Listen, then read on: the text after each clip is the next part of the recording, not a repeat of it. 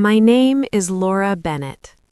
I'm 58 years old, a retired Army logistics officer, and I live alone in a small coastal town in Northern California. For most of my life, I believed in order, discipline, and keeping your word. I served 22 years in uniform, raised a family between deployments, and learned early that love often means sacrifice without applause. I have 3 children. Delilah, my eldest, is 34, Brian is 31, and Richard, my youngest, just turned 29. Everything I did after leaving the service was for them. Every pension check, every careful investment, every quiet compromise. Last Friday morning, I walked into a courthouse carrying a thin manila folder. I didn't know then that it would be the heaviest thing I had ever held. The courtroom smelled like old wood and stale air. People whispered. Shoes scraped the floor. I took my seat in the back row, hands folded, spine straight out of habit. Across the room sat my family, not beside me, not near me, across from me. Delilah avoided my eyes. Brian kept tapping his foot, like he always did when he was nervous. My father, Richard Lockotch, sat rigid in his chair, jaw clenched, staring straight ahead. The man who once taught me how to stand at attention now looked like a stranger. I wasn't there to argue. I wasn't there to plead. I wasn't there for revenge. I was there because the truth had reached a point where silence became betrayal, not just of myself, but of everything I had worn that uniform for. When the judge entered, the room rose as one. The gavel struck. Order was called. My pulse stayed steady.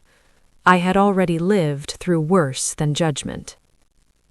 As the proceedings began, I felt something settle inside me. Not anger, not fear, clarity, the kind that comes when you finally stop asking for permission to be honest. I realized then that loyalty, when abused, becomes a weapon turned inward. I didn't look at my family as the charges were read. I focused on the folder in my lap. Every document inside it told a story I never wanted to tell. But stories don't disappear just because they make people uncomfortable. That morning, in that courtroom, I understood something I had avoided for years. Sometimes the bravest act isn't protecting the people you love. It's telling the truth when they're the ones who crossed the line. That was the moment everything began to change. The first time my name was said out loud in that courtroom, it wasn't with respect. It was said like a flaw, like something to be corrected. My sister stood, adjusted her blazer, and spoke clearly, confidently, as if rehearsed. She told the judge that I was unreliable, that I had been unstable since leaving the service, that I no longer had a permanent address and shouldn't be trusted with financial oversight. Then she said it, calmly, casually, like it explained everything. She's just a homeless veteran. There was a pause after that. Not dramatic, not loud, just empty. A few people shifted in their seats. Someone in the back cleared their throat. The words didn't echo, but they landed. Heavy. Final. I didn't react. I didn't turn toward her. I kept my eyes on the seal behind the judge's bench and reminded myself to breathe evenly. I had learned how to do that years ago, under very different pressure. The case, officially, was about an estate dispute. Unofficially, it was about erasing me. My father's name was on every major account: family trusts, shell companies, property deeds that had changed hands quietly over the years. I was supposed to be a footnote, a problem to be dismissed early so proceedings could move forward cleanly. My brother followed her testimony. He talked about my absence, about how I missed holidays, birthdays, important milestones. He didn't mention deployments, didn't mention the months I slept in a car after coming home because the house I helped pay for was suddenly full. He spoke gently, almost apologetically, like he was doing me a favor by explaining my own life to strangers. When it was my turn to speak, the judge looked at me for the first time. Not unkindly, not warmly, neutrally. He asked if I wished to respond. Yes, I said. One word. Clear. I stood. My knees didn't shake. My hands stayed steady. I didn't raise my voice. I didn't correct anyone. I didn't explain myself. I simply walked forward and placed a single document on the bench. This is a summary, I said. The full set is already filed with the clerk. The judge adjusted his glasses and began to read. At first, his expression didn't change. That lasted maybe 10 seconds. Then his brow tightened slightly. He turned the page. Slower now. He glanced at the clerk, then back at the paper. Across the room, I could feel it. The shift. The subtle recalibration of attention. My sister stopped sitting back and leaned forward. My brother's foot stopped tapping. My father's jaw clenched hard enough that I could see the muscle jump. The document wasn't emotional. It wasn't dramatic. It was precise. Dates, transfers, signatures that didn't match. Veteran housing grants rerouted through intermediary accounts. My name used, my service number attached. Loans taken out under the assumption I wouldn't notice or wouldn't fight back. The judge looked up. "Counsel," he said slowly, "were you aware of these filings?" There was hesitation. A glance exchanged, a quiet attempt at explanation. "I see," the judge said. Then he closed a folder. "Bailiff, lock the doors." No one moved at first. It wasn't something you hear often. The sound of the doors closing wasn't loud, but it was definitive, final. That's when my sister finally looked at me. Her confidence had drained away, replaced with something brittle. My father didn't look at me at all. He stared straight ahead, like discipline alone could undo what had already been recorded. I returned to my seat without another word. I didn't feel victorious. I didn't feel relieved. I felt calm, the kind that comes when you stop carrying something that was never yours to begin with. For years, I'd been told to let it go, to be grateful, to stay quiet, to remember that family is family. But sitting there, listening to the judge call for additional review, I understood something with absolute clarity. Silence had never protected me. It had only made me convenient. That day, the story stopped being about whether I belonged. It became about what they had done to make sure I didn't. The court recessed for 20 minutes. No one spoke to me during that time. Not the attorneys, not the bailiff, not my family. I sat alone on the hard wooden bench, hands folded, eyes forward. I didn't check my phone. I didn't need distraction. Everything I had spent years preparing for was finally unfolding without my interference. When the judge returned, the temperature in the room felt different. Not colder, sharper, like the air before a storm. He addressed the attorneys first, then the clerk, then the bailiffs again. Documents were requested, files cross-checked, names verified. My sister's lawyer attempted to reframe the issue. He called it a misunderstanding, a clerical oversight, an unfortunate coincidence involving shared names and outdated authorizations. The judge listened without interruption. Then he asked one question. Why was a federal veteran housing grant redirected into a private logistics account? No one answered immediately. My brother shifted in his seat, My sister stared at the table. My father finally spoke, his voice firm but controlled. He said it was temporary, that the funds were safeguarded, that everything would have been returned once internal restructuring was complete. The judge nodded once, then asked for the timeline. That's when the silence broke, because timelines don't lie, dates don't bend. The transfers had occurred over 3 years, incremental, methodical, always after my deployments, always when I was unreachable, always under my credentials. I watched as the clerk read aloud from the ledger. Each entry sounded the same, mechanical, detached, and with every line, the space between who my family thought they were and what they had actually done grew wider. My sister began to cry quietly, not loudly, not dramatically, just enough to be noticed. My brother reached for her hand, then pulled back. My father's posture didn't change. He sat like a man waiting for inspection, believing composure alone still carried authority. The judge finally turned to me. "Ms. Bennett," he said, "were you aware of these transactions at the time they occurred?" "No, Your Honor." "Did you authorize them?"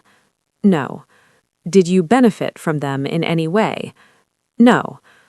3 answers. Clean, complete. He nodded and turned back to the bench. "I'm ordering a full financial audit, effective immediately." The room reacted in pieces. A sharp inhale here, a whispered protest there. The bailiff straightened. One of the attorneys requested a sidebar. The judge declined. That was the moment my father finally looked at me, not with anger, not with disappointment, with calculation, the same look he used to give subordinates when deciding whether they were salvageable. I didn't look away. I remembered the night I slept in my car outside a grocery store because the house was under renovation. I remembered being told not to list the family address on my discharge paperwork. I remembered being advised gently to apply for temporary housing assistance just in case. Homeless, they had called me, as if it were a failure instead of a condition they had engineered. The judge cleared his throat. "Based on what I'm seeing, this court has reason to believe criminal misconduct may have occurred." The word hung there. Criminal. He ordered law enforcement to be notified. He ordered the accounts frozen. He ordered my family to remain seated. The sound of cuffs wasn't immediate. It never is. There's paperwork, protocol, quiet coordination. But when it came, it was unmistakable. A soft click, then another. My sister sobbed openly now. My brother's face had gone pale. My father finally spoke my name. I didn't respond. Not because I was angry, because everything that needed to be said was already on record. As they were escorted from the room, one by one, I stayed seated. I wasn't triumphant. I wasn't satisfied. I felt something steadier than that. Vindication without celebration. For the first time in years, the narrative wasn't being managed for me. It was being corrected. By the time the courtroom emptied, the noise had drained out of the day. What remained felt quiet in a way that wasn't peaceful, just final. Chairs were pushed back into place, papers were stacked. Conversations resumed in low, professional tones, as if nothing extraordinary had just happened. I stayed seated until the bailiff nodded that I was free to go. As I stood, I noticed something I hadn't expected.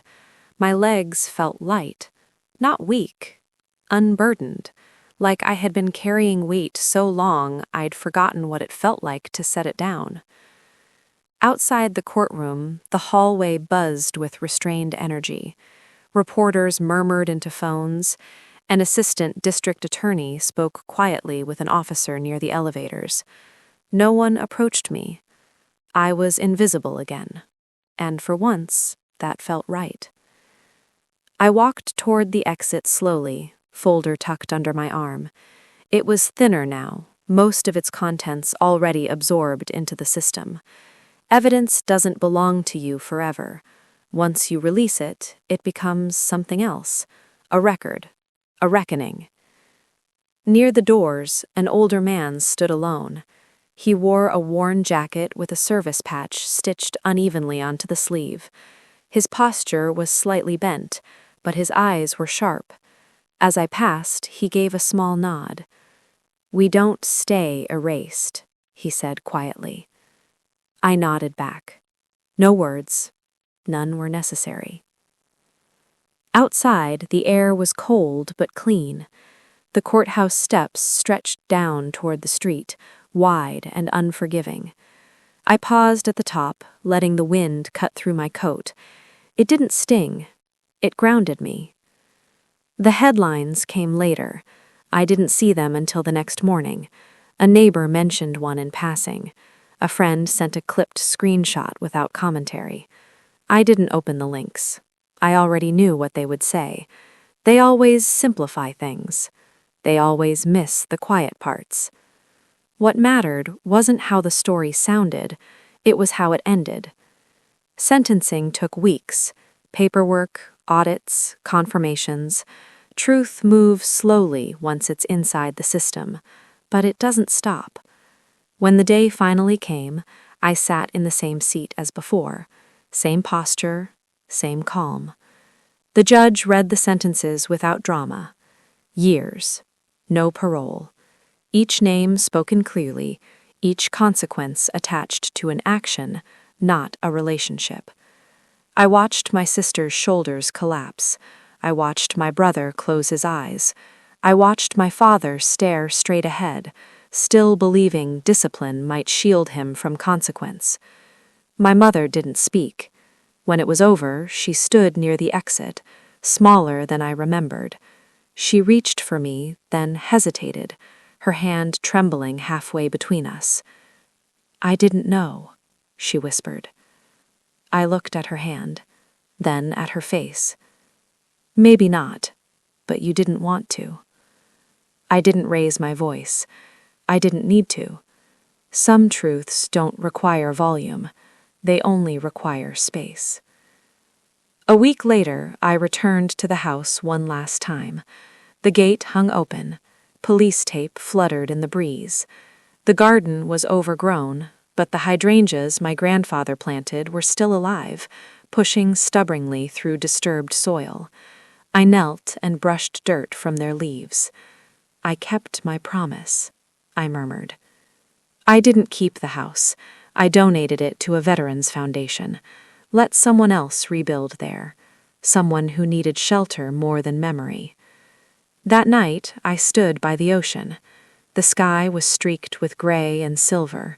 The horizon felt wide, unclaimed, honest.